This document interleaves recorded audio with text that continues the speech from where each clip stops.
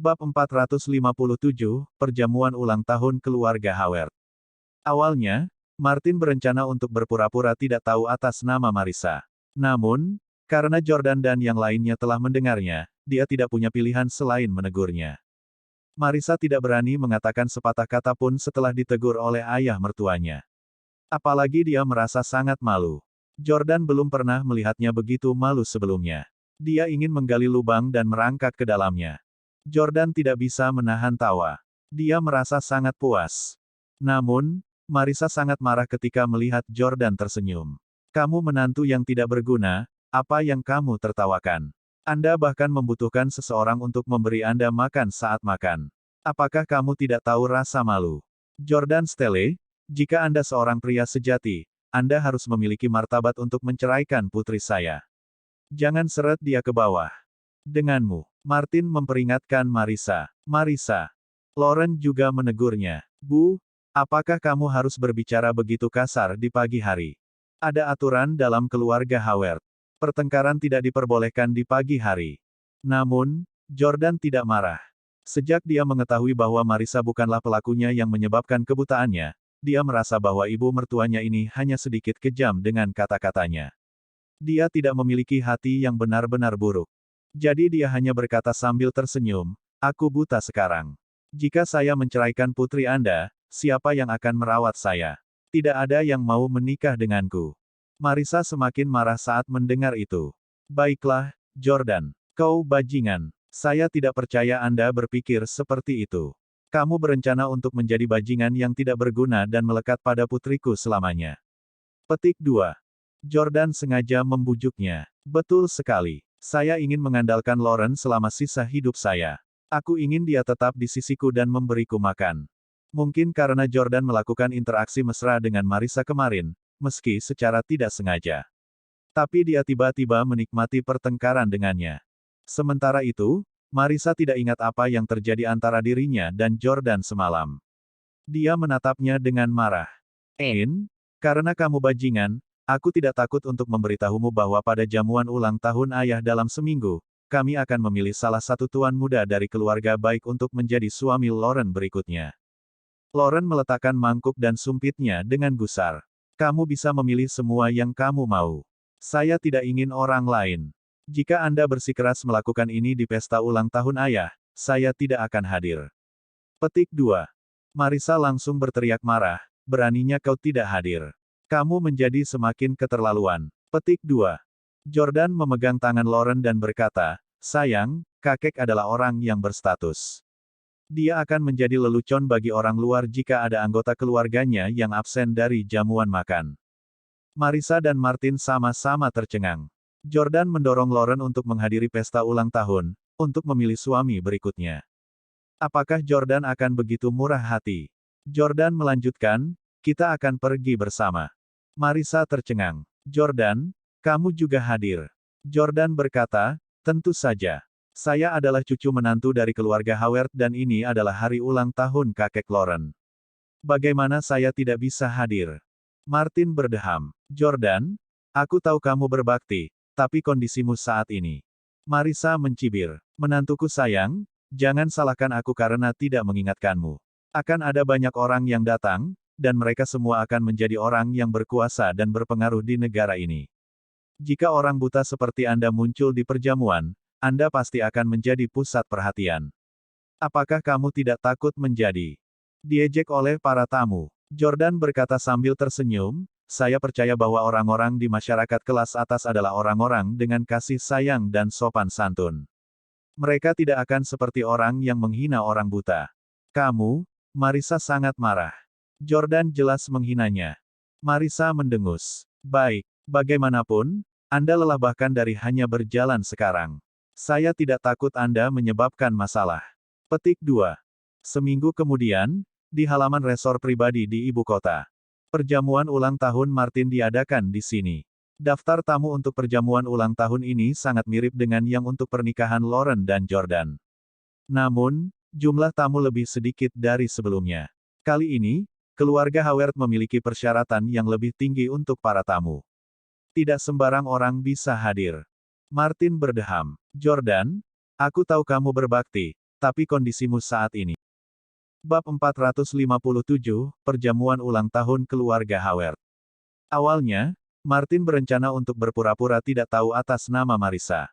Namun, karena Jordan dan yang lainnya telah mendengarnya, dia tidak punya pilihan selain menegurnya. Marissa tidak berani mengatakan sepatah kata pun setelah ditegur oleh ayah mertuanya. Apalagi dia merasa sangat malu. Jordan belum pernah melihatnya begitu malu sebelumnya. Dia ingin menggali lubang dan merangkak ke dalamnya. Jordan tidak bisa menahan tawa. Dia merasa sangat puas. Namun, Marissa sangat marah ketika melihat Jordan tersenyum. Kamu menantu yang tidak berguna, apa yang kamu tertawakan? Anda bahkan membutuhkan seseorang untuk memberi Anda makan saat makan. Apakah kamu tidak tahu rasa malu? Jordan Stelle, jika Anda seorang pria sejati, Anda harus memiliki martabat untuk menceraikan putri saya. Jangan seret dia ke bawah. Denganmu, Martin memperingatkan Marissa. Marissa. Lauren juga menegurnya. Bu, apakah kamu harus berbicara begitu kasar di pagi hari? Ada aturan dalam keluarga Howard. Pertengkaran tidak diperbolehkan di pagi hari. Namun, Jordan tidak marah. Sejak dia mengetahui bahwa Marissa bukanlah pelakunya yang menyebabkan kebutaannya, dia merasa bahwa ibu mertuanya ini hanya sedikit kejam dengan kata-katanya. Dia tidak memiliki hati yang benar-benar buruk. Jadi dia hanya berkata sambil tersenyum, "Aku buta sekarang. Jika saya menceraikan putri Anda, siapa yang akan merawat saya? Tidak ada yang mau menikah denganku."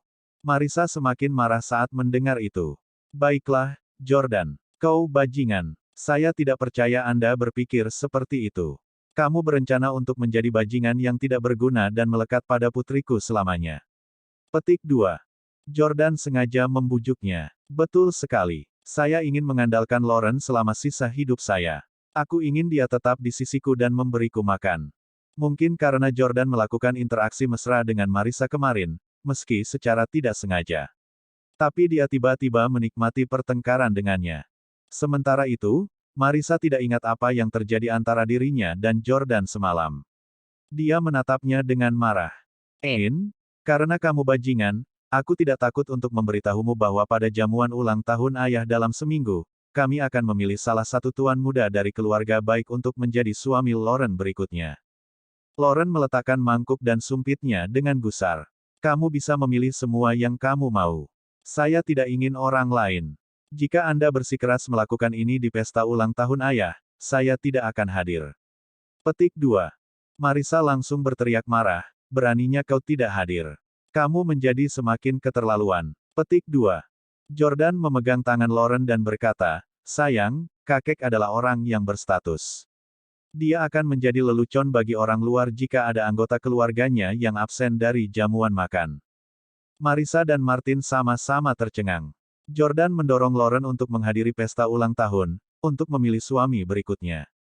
Apakah Jordan akan begitu murah hati? Jordan melanjutkan, kita akan pergi bersama. Marissa tercengang. Jordan, kamu juga hadir. Jordan berkata, tentu saja. Saya adalah cucu menantu dari keluarga Howard dan ini adalah hari ulang tahun kakek Lauren. Bagaimana saya tidak bisa hadir? Martin berdeham. Jordan, aku tahu kamu berbakti, tapi kondisimu saat ini. Marissa mencibir. Menantuku sayang, jangan salahkan aku karena tidak mengingatkanmu. Akan ada banyak orang yang datang, dan mereka semua akan menjadi orang yang berkuasa dan berpengaruh di negara ini. Jika orang buta seperti Anda muncul di perjamuan, Anda pasti akan menjadi pusat perhatian. Apakah kamu tidak takut menjadi diejek oleh para tamu? Jordan berkata sambil tersenyum, saya percaya bahwa orang-orang di masyarakat kelas atas adalah orang-orang dengan kasih sayang dan sopan santun. Mereka tidak akan seperti orang yang menghina orang buta. Kamu, Marissa sangat marah. Jordan jelas menghinanya. Marissa mendengus. Baik, bagaimanapun, Anda lelah bahkan dari hanya berjalan sekarang. Saya tidak takut Anda menyebabkan masalah. Petik 2. Seminggu kemudian, di halaman resor pribadi di ibu kota. Perjamuan ulang tahun Martin diadakan di sini. Daftar tamu untuk perjamuan ulang tahun ini sangat mirip dengan yang untuk pernikahan Lauren dan Jordan. Namun, jumlah tamu lebih sedikit dari sebelumnya. Kali ini, keluarga Howard memiliki persyaratan yang lebih tinggi untuk para tamu. Tidak sembarang orang bisa hadir. Martin berdeham. Jordan, aku tahu kamu berbakti, tapi kondisimu saat ini. Marissa mencibir. Menantuku sayang, jangan salahkan aku karena tidak mengingatkanmu. Akan ada banyak orang yang datang, dan mereka semua akan menjadi orang yang berkuasa dan berpengaruh di negara ini. Jika orang buta seperti Anda muncul di perjamuan, Anda pasti akan menjadi pusat perhatian. Apakah kamu tidak takut menjadi diejek oleh para tamu? Jordan berkata sambil tersenyum, saya percaya bahwa orang-orang di masyarakat kelas atas adalah orang-orang dengan kasih sayang dan sopan santun. Mereka tidak akan seperti orang yang menghina orang buta. Kamu, Marissa sangat marah. Jordan jelas menghinanya. Marissa mendengus. Baik, bagaimanapun, Anda lelah bahkan dari hanya berjalan sekarang. Saya tidak takut Anda menyebabkan masalah. Petik 2. Seminggu kemudian, di halaman resor pribadi di ibu kota. Perjamuan ulang tahun Martin diadakan di sini. Daftar tamu untuk perjamuan ulang tahun ini sangat mirip dengan yang untuk pernikahan Lauren dan Jordan. Namun, jumlah tamu lebih sedikit dari sebelumnya. Kali ini, keluarga Howard memiliki persyaratan yang lebih tinggi untuk para tamu. Tidak sembarang orang bisa hadir. Pada saat ini, di tempat parkir hotel, Sane dan Chaiden Husli berada di sebuah Mercedes-Benz G-Wagon dengan plat nomor New York. Sane mengingatkan Chaiden, Chaiden, kamu harus berhati-hati di pesta ulang tahun Martin, terutama saat menghadapi Jordan. Jangan biarkan dia menyadari bahwa kaulah yang menyebabkan kebutaannya. Chaiden tersenyum. Jangan khawatir, kakak. Saya tidak bodoh. Apalagi bukan Jordan yang mengundangku. Itu adalah ibu mertuanya, Marissa. Saya mendengar bahwa Marissa telah mengundang beberapa pria dengan usia dan latar belakang keluarga yang sama dengan saya. Sepertinya dia berencana untuk menyerah pada Jordan dan memilih suami baru untuk Lauren. Sane mengangguk. Aku juga mendengarnya. Jordan tidak dirawat dalam waktu 24 jam setelah meminum racun kami. Dia telah melewatkan kesempatan terbaik untuk pulih. Dr. Brown mengatakan bahwa matanya tidak akan pernah sembuh dalam hidup ini. Jordan sekarang cacat di mata keluarga Howard. Tentu saja, mereka tidak akan membiarkan lumpuh. Menjadi menantu mereka selamanya. Keluarga Howard sangat realistis. Chaiden, kamu harus bekerja keras kali ini. Anda harus menang atas Martin, Stefan dan Marissa. Lauren tampaknya sangat mencintai Jordan. Cobalah untuk memindahkannya jika Anda bisa. Jika tidak, tidak masalah. Bagaimanapun, pernikahan keluarga Howard selalu diputuskan oleh para tetua. Petik 2. Chaiden melihat dirinya di cermin kursi penumpang dan berkata dengan narsis, saya sangat tinggi dan tampan. Bagaimana mungkin Lauren tidak menyukaiku? Saya pikir Lauren seperti Hailey kedua. Jika saya bisa merayu Hailey, Lauren tidak akan menjadi masalah. Kakak, tunggu saja. Cepat atau lambat, aku akan menikahi Lauren dengan Husli kita. Keluarga. Sane juga tersenyum. Iya, jika keluarga Husli dan Howard dapat dihubungkan melalui pernikahan, kita tidak perlu khawatir menjadi sasaran siapapun lagi. Dengan itu, Chaiden turun dari mobil dan masuk dengan hadiah besar. Karena Sane tidak menerima undangan, dia tidak mengikutinya. Chaiden tiba di pesta ulang tahun dengan mengenakan setelan jas. Sosoknya yang tinggi dan wajahnya yang tampan langsung menarik perhatian banyak gadis. Dia langsung menuju meja Martin. Dia memperhatikan bahwa Jordan sedang duduk di meja yang sama dengan Martin. Saat itu, Jordan mengenakan kacamata hitam keren dan minum teh dari cangkir teh. Dia tampak seperti orang normal. Haha, apakah kamu memakai kacamata hitam sehingga tidak ada yang tahu bahwa kamu buta? Chaiden mencibir dalam hatinya. Dia sangat senang melihat Jordan buta. Kau membuatku tidak subur. Sekarang, Anda tahu konsekuensi dari itu. Saya akan membuat Anda tidak dapat melihat cahaya selama sisa hidup Anda. Kamu tidak akan pernah bisa melihat dunia yang indah ini, juga wajah cantik dan tubuh cantik istrimu lagi. Selain itu, aku berniat merebut istrimu. Sama seperti bagaimana aku merebut Hailey terakhir kali. Bab 458, Hadiah Chaiden. Meskipun dia menyimpan pikiran jahat seperti itu, Chaiden tampak anggun dan halus di permukaan. Chaiden datang ke meja Martin dengan hadiahnya. Dia membungkuk dalam dan hormat. Halo, Tuan Howard Sir. Saya Chaiden. Saya merasa sangat terhormat diundang ke pesta ulang tahun Anda.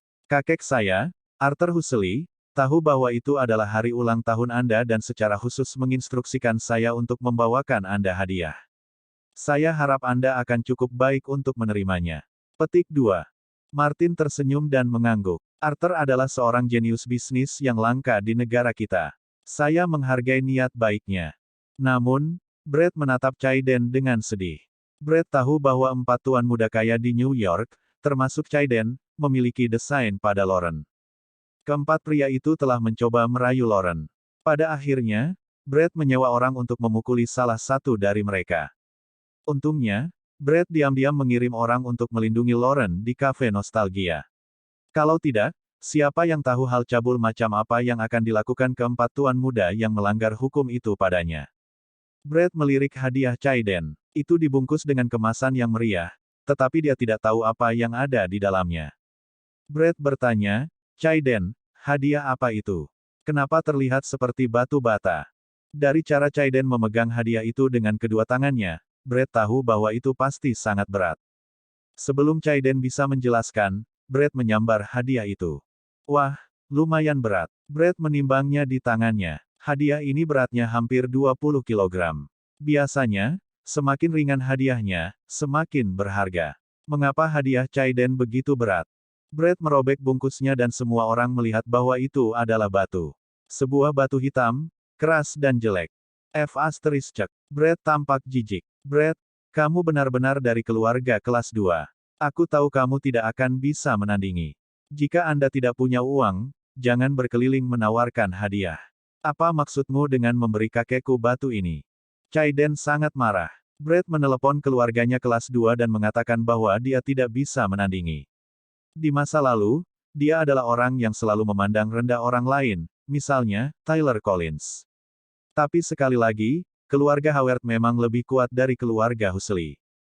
Terperangkap dalam situasi ini, Caiden hanya bisa menelan amarahnya dan menjelaskan sambil tersenyum.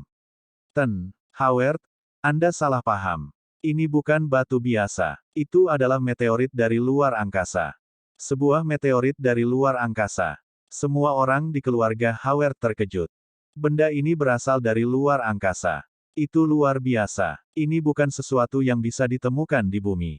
Sekaya seseorang, bisakah Anda membeli sesuatu dari luar bumi? Caiden menjelaskan dengan sombong, Tuan Howard, Sir, kakek saya berada di gurun Atacama pada tahun 1997 ketika meteorit ini kebetulan mendarat di sampingnya. Hari ini adalah hari jadi hari itu. Di hari yang sama dengan hari ulang tahunmu, Howard, Sir. Melihat meteorit ini begitu ditakdirkan denganmu, kakek ingin memberi hadiah. Itu padamu. Martin cukup terkejut. Kebetulan sekali. Caiden menjelaskan, semuanya, ini bukan batu biasa. Ini adalah meteorit Pallasite yang langka. Sebenarnya, kakek saya sebelumnya memotong sudut. Mari kutunjukkan. Ternyata salah satu sudut meteor telah terpotong, tetapi luka itu tertutupi. Caiden membuka potongan itu dan memperlihatkan kristal hijau zaitun tembus pandang di dalamnya. Semua orang langsung tercengang. Ya Tuhan, meteorit Pallasite ini sangat indah. Sungguh warna hijau yang indah. Ini pasti bernilai ratusan juta, kan? Caiden tersenyum ketika mendengar pujian semua orang. Tidak sampai ratusan juta, mungkin hanya puluhan juta, hahaha. Ini adalah pertama kalinya Caiden secara resmi bertemu dengan keluarga Howard, dan dia sudah memberi mereka meteorit senilai puluhan juta. Marissa juga sangat senang. Caiden, kamu terlalu baik. Anda telah memberikan hadiah yang luar biasa dan tak ternilai harganya. Hadiahmu terlalu mahal dan itu cukup untuk menjadi hadiah pertunangan, hahaha. Caiden buru-buru berkata kepada Marissa, Bibi, terima kasih atas pujianmu. Saya sangat senang sekarang bahwa saya mungkin tidak akan bisa tidur selama sebulan. Marissa mau tak mau mengulurkan tangan untuk menyentuh wajahnya. Dia berkata dengan gembira, lihat anak ini. Saya senang melihat bahwa Anda sangat sopan. Cukup tinggi juga dan tampan, meski hanya sedikit kurus. Kamu harus makan lebih banyak. Caiden buru-buru berkata, Bibi, seluruh keluarga kami sibuk dengan perusahaan selama 2 bulan terakhir. Saya belum makan dengan benar. Beri saya 6 bulan lagi dan berat badan saya pasti akan meningkat menjadi lebih dari 150 pon. Petik 2. Marissa juga tahu bagaimana nasib keluarga Huxley berubah. Dia terus memujinya. Ya, kamu tahu bagaimana membagi tanggung jawab keluargamu di usia yang begitu muda. Tidak buruk. Semakin saya melihat anak ini, semakin saya menyukainya. Betapa bagusnya jika dia adalah menantu laki-laki saya. Petik 2.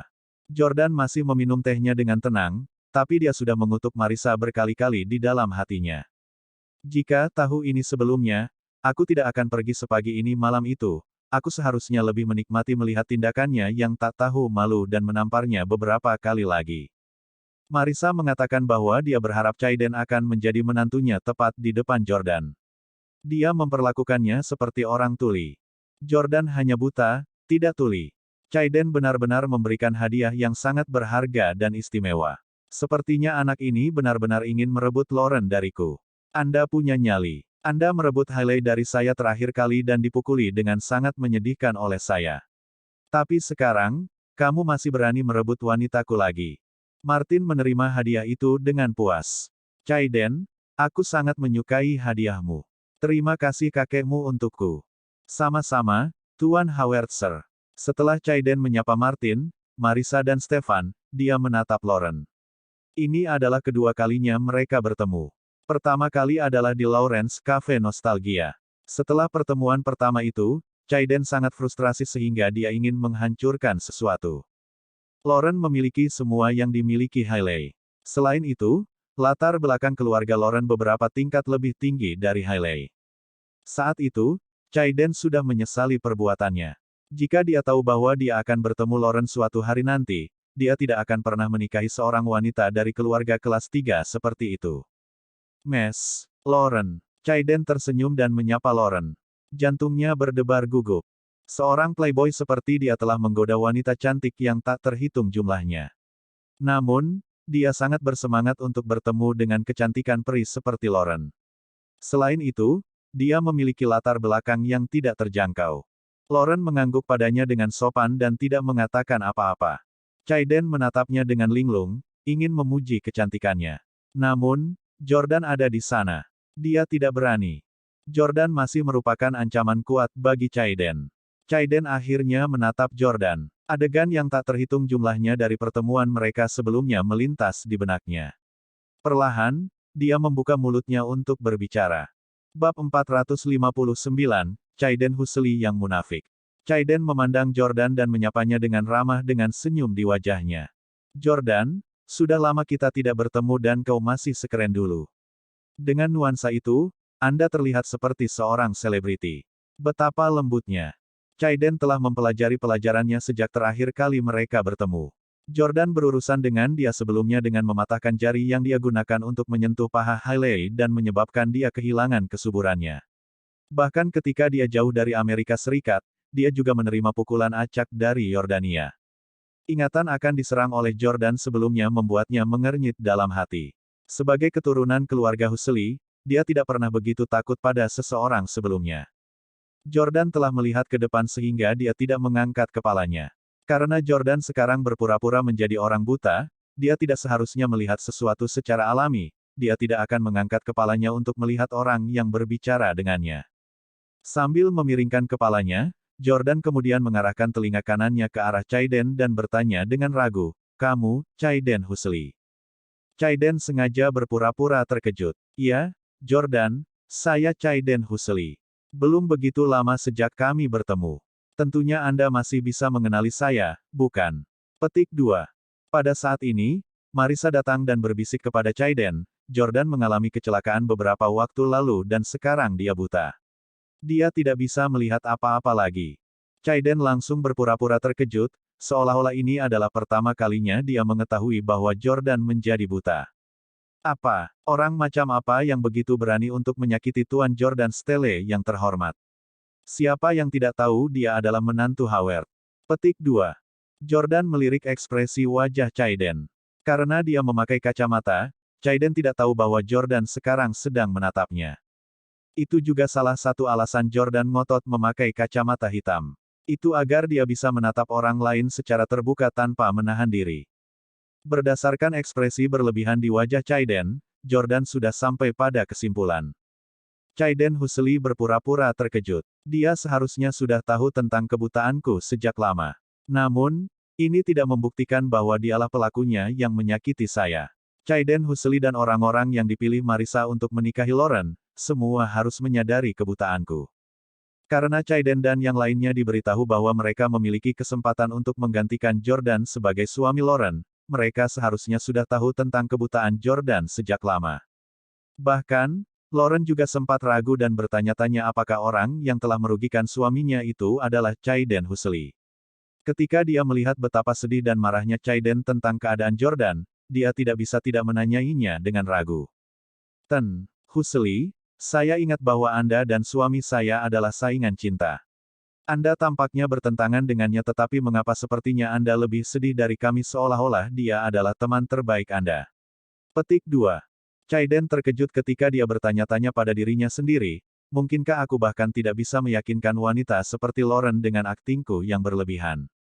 Chaiden buru-buru menjelaskan, Nona Howard, memang benar bahwa Jordan dan saya pernah terlibat konflik sebelumnya karena apa yang terjadi pada Hailey tetapi sejak Hailey dan saya bercerai, tidak ada alasan bagi kami untuk menjadi musuh lagi. Itu tidak semua. Bahkan, saya bisa berempati dengan Jordan karena kami berdua pernah disakiti oleh wanita yang sama. Kami sangat mencintai Hailey, mencintainya, membujuknya, membuatkannya makanan enak, dan memperlakukannya seperti seorang dewi. Namun, begitu kami menjadi tidak punya uang, dia dengan tegas memutuskan untuk meninggalkan kami. Ah, semakin aku memikirkannya, semakin aku menyesal terlibat konflik dengan Jordan karena seorang wanita seperti Hailey Camden. Itu tidak layak. Sama sekali. Brett, yang berada di samping, tidak bisa menahan diri untuk mendengarkan lebih lama lagi. Meskipun Hailey tidak ada, dia berada di sisi Brett baru-baru ini sehingga dia dianggap sebagai wanita Brett. Mendadak ke dalam percakapan, Brett membentak, apa yang kamu katakan? Ada apa dengan Hailey? Apakah dia memaksa kalian untuk mengejarnya? Apakah dia pernah memaksamu untuk memperlakukannya seperti seorang dewi? Potong omong kosong jika Anda tidak bisa menangani wanita cantik. Chaiden tidak tahu bahwa Hailey bersama Brett jadi dia tercengang dan bingung mengapa Brett membentaknya. Dia tidak berani menyebut Hailey lagi dan sebaliknya, meletakkan tangannya di bahu Jordan seolah sedang menghiburnya. Yordania, teknologi medis sangat maju akhir-akhir ini. Saya yakin mata Anda akan sembuh. Setelah Anda pulih, mari kita pergi bermain basket bersama.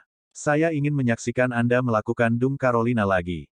Meskipun mengatakan itu, dia berpikir dalam hati, Jordan, kamu lumpuh. Ini sudah berakhir untukmu. Lupakan tentang pernah menyembuhkan mata Anda atau melakukan slam dunk dalam hidup ini. Hahaha. Terakhir kali dia menonton Olimpiade di Tokyo, Jordan melakukan slam dunk di depan Chaiden dan Hailey. Ia bahkan mengajak Hailey yang saat itu masih menjadi istri Chaiden untuk ke kamar hotel bersama Jordan. Chaiden masih tidak tahu apa yang terjadi di ruangan itu saat itu dan dia mungkin tidak akan pernah memiliki kesempatan untuk mengetahuinya.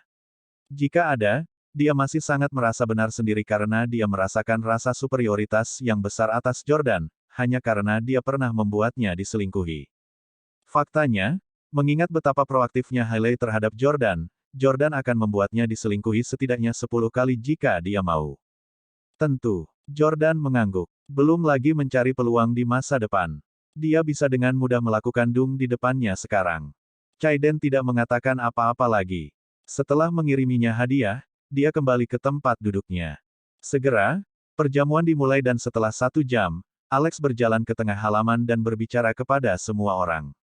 Semuanya, pertama-tama, terima kasih sekali lagi karena telah datang untuk memberi selamat kepada kakek saya di hari ulang tahunnya. Kedua, kakek saya selalu sangat memperhatikan pertumbuhan dan kemampuan generasi muda ahli waris laki-laki. Jadi, kami telah mengundang pria muda di bawah usia 25 tahun dari semua jurusan. Keluarga kaya di negeri ini saat ini.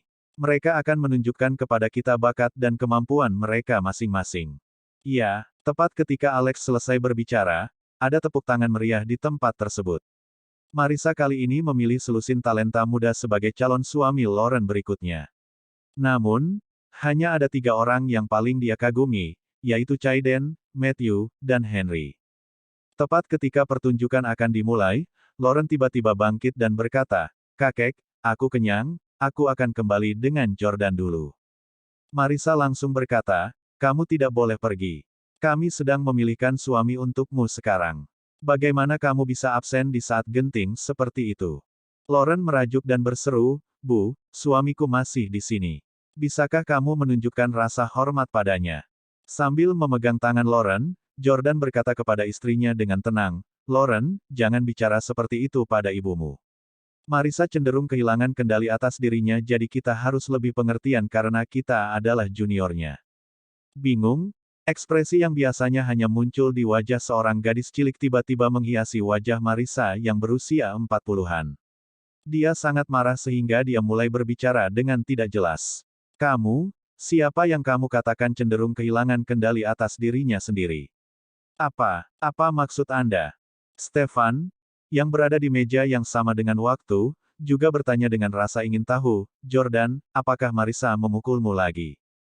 Bab 460, kamu buta.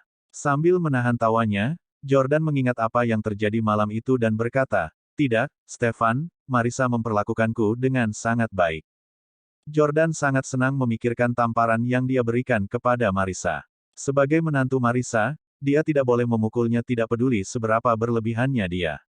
Apalagi dia adalah seorang wanita. Karenanya, dia masih senang bisa diam-diam membalas dendam padanya. Berbalik menghadap Lauren, Jordan berkata, Lauren, duduk. Mengapa melewatkan pertunjukan? Saya ingin tahu seberapa baik pria lain seusia saya daripada saya. Martin mengangguk penuh terima kasih, tidak menyangka Jordan begitu murah hati dan ramah. Seberapa yakin dia harus duduk di sini dan menikmati penampilan saingan cintanya.